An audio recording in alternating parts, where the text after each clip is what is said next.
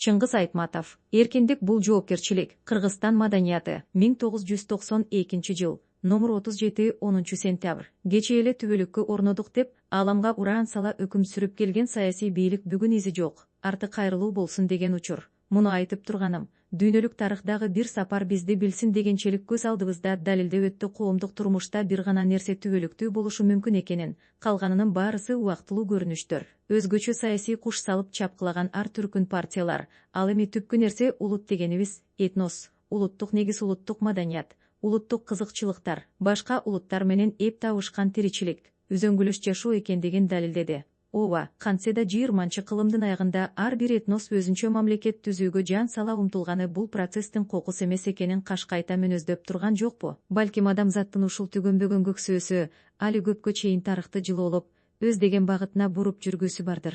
Ушунда отурган тегиз баарыбыз, алыскы коноктордон башкасы, тоталитаризмден кутулмак ар кимибиздин арманыбыз эле, ар кимибиз колдон келишинче аракет көрүп, төтөлөп жүрүп, ырысыбыз бар экен. Акыры биз дагы кыргыздар дагы инсанга жарашкан, улутка жарашкан эркиндиктин жолуна жетип келдик. Эми тилекке жетмек да бар, тилектин баркын билмек да бар. Мындан нары замананын агымы кандай болот деген ой жүрөктөн кетпейт. Тарыхтын улуттук көчү алыстан башталганы өзүнчө милдет болсо, кечеки жакынкы жылдарда нечен эл уулдары жанын кыйып, улуттук шам чырактын отун өчүрбөй келишкен. Алардын арасынан Тыныстановду айтар элем, Абдрахмановду айтар элем жана өз атам Төрөкул сыяктуу туранчылар деп өлүм жазасына тартылгандарды айтар элем. Алардын милдети бүтүндөй азыркы муундарга, мына биздерге парс жүктөлүүдө. Ушуларды ойлогондо кээде ишенбей кетем. Кандайча болуп кетти? Идеологиялык курмандыкка чегилген колониялык эл эмес белек? Өзүбүз бир четинен ошол экспериментке шерик эмес белек? Демократиянын дооруна туш келгенибизди айтам.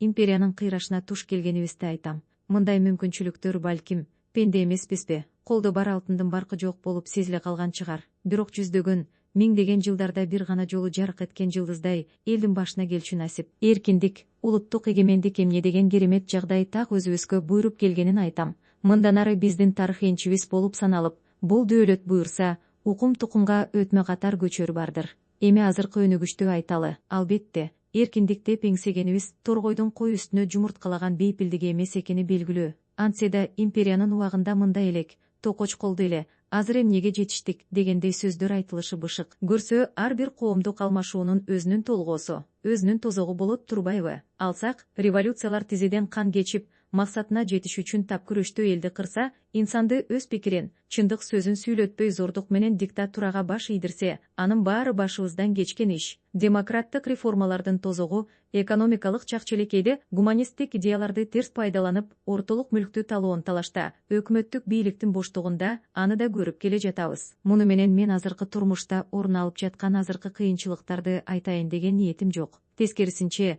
демократиянын чарбасыздык начар жактарын айтып кетмекмин. Бирок доор алмашуудагы бул өңдүү кыйынчылыктардан жалтанып, улут катары буларды моюнга ала албай, эркиндик доорун колдон чыгарып жиберсек, дагы да бир идеологияны чиркеген диктатурага туш болсок, анда өз убалыбыз өзүбүздө. Анда ага эч ким жооптуу эмес. Анда кыргыз калкы мурунку таз кейпине түшүп, мамлекеттик даражадан ажырап, көз карандысыз дөөлөттөрүнөн кол үзүп, жан сактоого эби жок эл эсептелип, дагы бир кошуна империянын колония кулдугуна дуушар болуп калышы ыктымал. Андыктан өкмөт башчылар ишеним көрсөтүп эл шайлаган президентибиз, дегеле бала чакасынын эртеңкисин ойлогон эл журт, баарыбыз тегиз бул жагдайды катуу ойлонушубуз керек. Мындагы бир шартыбыз менен эскиден жердеш, орток жашаган, качантан сыр алышып насиптеш болгон элдерге орус, өзбек, немис, уйгур жана башкаларга жогоруда айтылгандар түздөн түз тиешеси бар го деп ойлойм.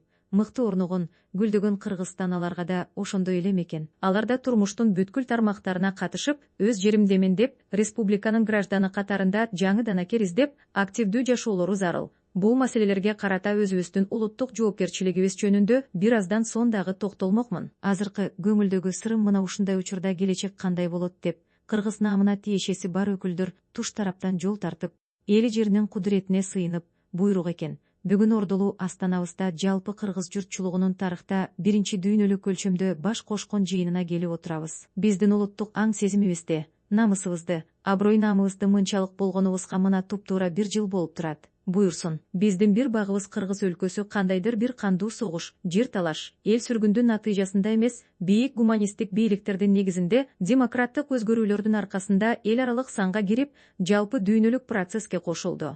кут болсун. Ала тоодогу баштапкы тарыхый кадам. Мына бүгүн турмуштук түйшүктөр жалпы журтту алкымдап турган чагы. Көр оокат деп бекеринен айтылбаган. Ар бир заманда көпчүлүк нан таап мээнет тартат. Кечеги сырдын социалдык, экономикалык залакасына азыркы залакалар үстөккө босток кошулууда, базар экономикасы сокур туулуп, акырындап көз ачылууда. Буга объективдүү себептер болуп жатат. Системалар алмашууда бири көрөнгөсү түгөнө кыйрап, бири темселеп жол изденүүдө. Демек, демократиянын да өз азабы бар. Муну туура түшүнүү зарыл. Менимче, эл чарбанын, мамлекеттин, жекече жайлардын азык берген ар түркүн менчиктердин, азык берген ар тармактын жергебизде болгон мүмкүнчүлүктөрүнө жараша рекомендация долбоору иштелип чыгышы керек. Ал долбоор программалардын максаты өндүрүштүн оптималдуу жолун ачып берүүдө. Бул чоң жумуш. Муну өкмөт, адистер, оппозицияда турган партиялар, парламент, акимдер, президенттин жардамчылары тийиштүү жолу менен ойлонуп көрсө жакшы болор эле. Жалпысынан алганда, бул аракет президенттин жумурият башкаруу ишине илимий адистик деңгээлде көмөк болууга тийиш. Багыт берчү мындай программалар ар бир өнүккөн өлкөдө, мисалы, Европада, ошол эле Европа кошумдарында негизги иш катарында каралат. Ушуга кичинекей бир турмуштук факт.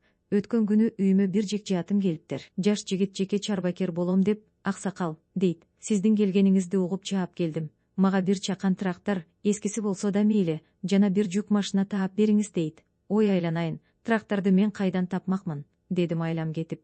Эгерде бул сыяктуу чарбакер дыйкан өзүнө артыкча зарыл техниканы кайдан аларын билбесе, кимге кайрылаарын билбесе, ага алдын ала тийиштүү уюм, мекемелер сен кайдасың дегенчилик аны өзүнө үндөп, изденгендиктин шарты мындай, техниканын айласы тигиндей, натыйжасы мындай болмок деп күйөрман, кошоктош болбосо, анда бул чарбакер талаада тентип жүргөн жокпу? Анын жумушу кырсыкка учураганда жалпы турмушка кесири тийбейби? Мынча болгондон кийин айта кетейин, эзелтен мал кайтарган, кой айдаган эл элек. Азыркы заманда муну менен алыс кете албайбыз. Кой кайтаруунун өзү айыл чарбачылыкта жаңы дыйкандын жаңы өнөрүнө айланышы зарыл. Жаңкы эски трактор издеп жүргөн жаш чарбакер тийиштүү ассоциациялар уюштурган кыскача курс өтүп, компьютер иштеткенде, трактор айдаганды, машина айдаганды, электр жайын, химия заттарын колдонгонду өзү билиш керек, өзү иштетиш керек. Кой кайтарган чабан мындан ары өзүнүн жеке менчигинде көөнөрлүү адис болушу күн тартибине коюлган маселе болуп калды. Ансыз элди тоюндуруш, эл аралык конкуренцияга түтүп бериш кыйын болору шексиз. Дагы бир айта кетчү нерсе, улуттук турмушка тиешелүү маселе ал информация каражаттарынын азыркы мүшкүл абалы. Күндөлүк информациянын солгундашы эл ичинде саясий жана коомдук турмуштун болуп жаткан процесстердин анализи тайкыланганын билдирет. Мунун аягы жакшылыкка алып келбеси белгилүү. Андыктан бүткүл улуттук күчтөр оң сол дебей, информациянын кулач жайышына, альтернативдүү болушуна, ал түгүл саясий күндөш гезитте өлбөсүн, үзөңгү кагышсын деп ага да жол берип, аны менен пикир жарыштырып, бүткүл информациялык каражаттар өнүп өспөсө, элдин келечеги күңүрт туман баскандай бүдөмөк болот. Биз азыр өзгөчө жооптуу кырдаал, өзгөчө тарыхый сыноонун үстүндөбүз. Колго тийген эркиндиктин өтөөсүнө чыгабызбы, жокпу деген маселе республикабыздын бүткүл жашоочуларына, улутуна карабай тиешелүү. Эркиндиктин жеми тынчтык, эмгек, укук, демократияга жетилген эл өзүнө өзү ээ дегенге жатат. Азыркы тарыхый шарт, азыркы милдет, азыркы тилек жана умтулуш кандайдыр идеологиянын негизинде эмес, бүтүндөй улуттук негизге таянып отурат. Ушундан улам бул күндөрдө улуттук жоопкерчилик деген маселе доордун айрыкча касиети иретинде орун ээлеп келүүдө. Мисалдар келтирүүнүн эч кандай кажаты жок. Өзүңөр көрүп билип отурасыңар. Молдова, Грузияда, Армян жана Азербайжан, өзүбүздүн чектеш Тажикстан жана башка жерлерде эмнелер болуп жатканын. Мунун убал сообу кимде? Эркиндиктин көрүнүшү ушундай болмокпу? Айланып келип, бул окуялар улуттук жоопкерчиликке такалып отурган жокпу? Ошондуктан айтар элем, биз өзүбүздүн улуттук жоопкерчилигибизди бир окунга да унутпай жүрүшүбүз эң олку милдет. Кыргызстандын жергесинде кандай гана иштер болбосун, жакшысына да, жаманына да бүтүндөй баарына биз өзүбүз жооптуубуз. Абийирибиз да, шорубуз да өз колубузда. Жана биз менен кошо жашашкан элдердин алдында биз, кыргыздар, биринчи иретте милдеткербиз. Кокусалардан кетсе да, бизден кетпеш керек. Эбин таап, биз көч алдында турушубуз зарыл. Улуттук кемеңгердик деген бош сөз эмес. Азыркы заманда ар бир адамдын тагдыры ушуга байланыштуу болуп отурбайбы? Буларды кокусунан айтып турганым жок. Кече жакында Ош тарабында кыргыз менен өзбектердин ортосунда зор бүлүк, кандуу кармашуулар, бүт дүйнөнү дүр этип чоочуткандай окуялар башыбыздан өттү. Мына 3-чү жылга аяк басып келе жатат. Жаратканга миң мертебе шүгүр, ал олонгон өч тыйылып эзелтен. Ош өзгөн тарабында бирге жашашкан өзбек калкы менен кайра табышып, жүрөктө кетпеске эки тараптан тең аз-аздан салкын тартып, ушул кезде унутулууда. Ачууну акыл жеңет деген көрүнүш көз алдыбызда тарыхты сүрөттөп кетпедиби?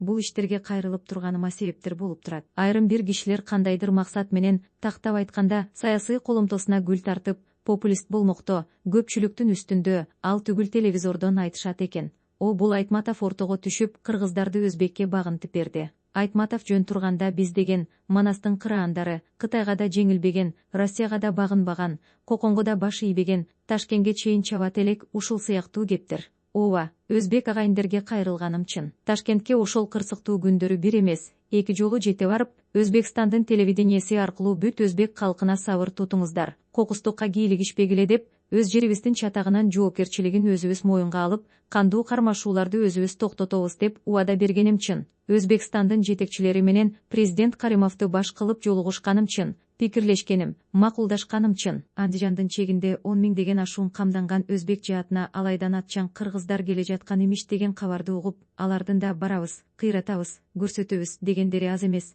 Ошентип согушууга даярданган күчтү токтоткула, киргизбегиле, чек арадан аттатпагыла, кармап тургула деп өтүнгөнүм чын, суранганым чын. Өзбек элине биздин жалпы түрки этнос экенибизди эскертип, өзбек тарапта күнөө жок дегендик эмес, эртең да бизден кийинки муундардын келечегин ойлойлу деп, өзбектердин коомчулугуна кайра-кайра кайрылганым чын. Ушул мен кыргызды өзбекке басып бергеним. Эмне үчүндүр ошондогу комендатурадан же болбосо, кандуу кумардан чыкпай, арманда калган баатыр акалардан эч кимиси дити чыдап Ташкентке бара алышкан жок. Барганы менен да колдорунан бирдемке келерине чоң күмөнүм бар. Түштөн кийин баатыр болуп, улутчулдуктун эң зыяндуу, эң эрчиме түрүн козголоп, элдердин канын кызыткан күйөрмандар иштин түпкүрүн түшүнүп, кыргыздын кыргыз жергесинде улуттук жоопкерчилигинин өзгөчө орду жөнүндө, мамлекеттин ээси катарында өз ордун ойлонуштары зарыл. Душмандатыш оңой, касташуу дайым ушундай эбелек сөздөн башталат. Арада карабак так ушундай башталган менсинген ала чапма сөздөрдөн текебер пикирдин өз элин асманга чыгара мактап,